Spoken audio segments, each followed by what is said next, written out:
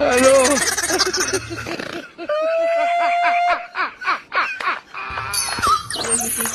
ओला कानो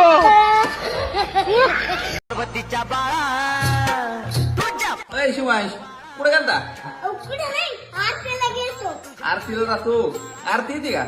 नाही येते की. पप्पा तुम्ही पण या. का बरं? अहो आरतीची मम्मी पण येते.